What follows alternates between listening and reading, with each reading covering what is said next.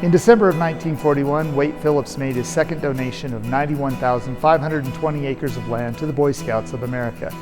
This donation included some of the prime camping and outdoor recreation areas here at Philmont, as well as his ranching headquarters and an operating ranch. Mr. Phillips' intention was for the ranching operation to help fund the camping and outdoor high adventure programs the BSA was developing at Philmont. The ranch included a variety of livestock, such as cattle, horses, burros, chickens, sheep, and a herd of American bison. So how did Wade Phillips end up with a herd of bison? Well, before we tell you that story, let's talk a little bit about the American bison in general. Bison are the largest land mammals in North America and are generally divided into two subspecies, plains bison and wood bison. Some divide the plains bison into two groups, the northern plains or mountain bison and the southern plains bison. Now, in the 1600s, it was estimated there were between 30 and 60 million and maybe as many as 100 million bison stretched from the Alaska-Canada border to South Texas and from California to the Virginia Tidewater area and from New England down to Florida. Nearly every part of North America was part of the bison's range. As Europeans began to settle in the east and then start their westward migration, they pushed the bison out, and by 1802, there were no bison left in the state of Ohio. 1830 saw the beginning of the end for the American bison as the mass destruction of the once great herds began in earnest. Within 10 years, by 1840, there were no bison remaining west of the Rocky Mountains. In the 1860s, the transcontinental railroads were being constructed across the Great Plains and divided the bison into a northern and southern herd. In 1870, the Germans developed a process to tan bison hides into fine leather. This directly resulted in the killing of nearly 2 million bison in 1870 alone. In 1871, a Pennsylvania tannery developed a new method for commercially tanning bison hides, and this process made bison hunting a year-round activity. Ranchers began to discover that bison were commercially viable, so they would capture free-ranging bison to start private commercial herds. In 1872, bison were being killed at the rate of 5,000 per day every day of the year, as bison hunting became a very popular sport for the wealthy, and tens of thousands of hunters came west to participate.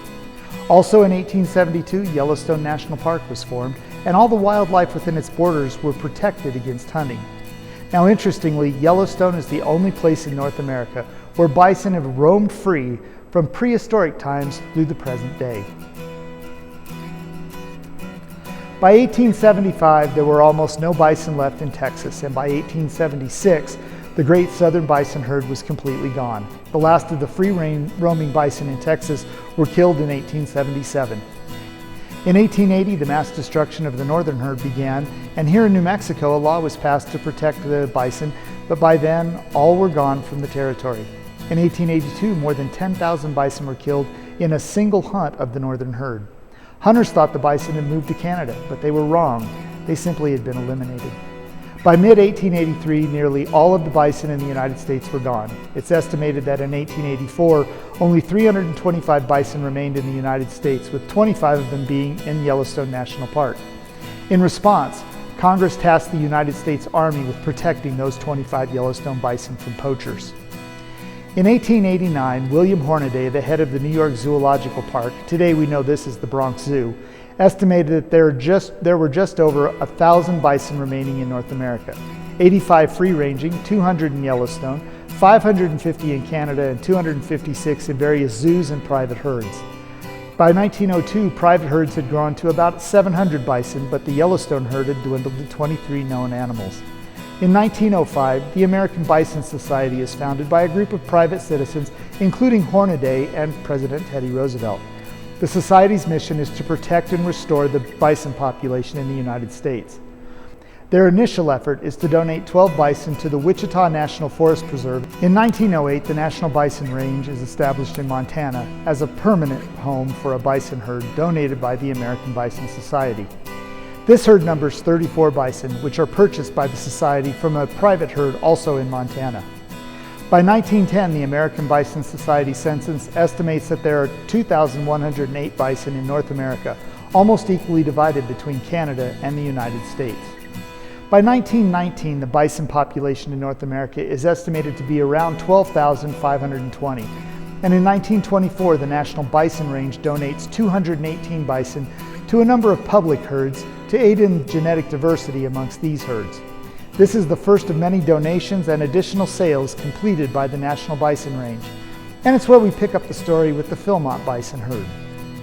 Now, local newspaper accounts tell us that the first 2 Philmont Bison arrived in Cimarron by train in 1926.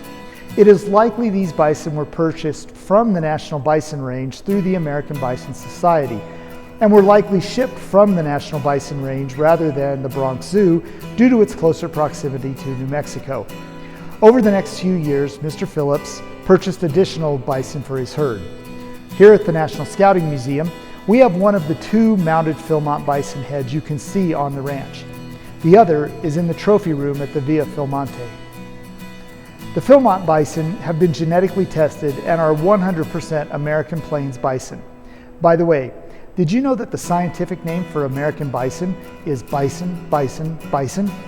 Experts say you can just call them bison, and the common term buffalo appears to have come about as a result of anglicizing the French term for beef. Since their introduction to Philmont in 1926, the bison herd has made its home in what is commonly known as the buffalo pasture, which runs along Highway 21 as you're driving from Cimarron to Philmont. Now, the current herd numbers between 125 and 140, and in order to maintain a healthy herd each year, a number of the bison are culled via hunts, which help raise money for Philmont, or for food. Now, for those of you who've been to a Philmont Training Center conference, bison barbecue or bison burgers are a great treat on Western night. In the near future, Philmont will be introducing Philmont bison jerky and meat sticks in the trail meals and for sale at the Tooth of Time Traders.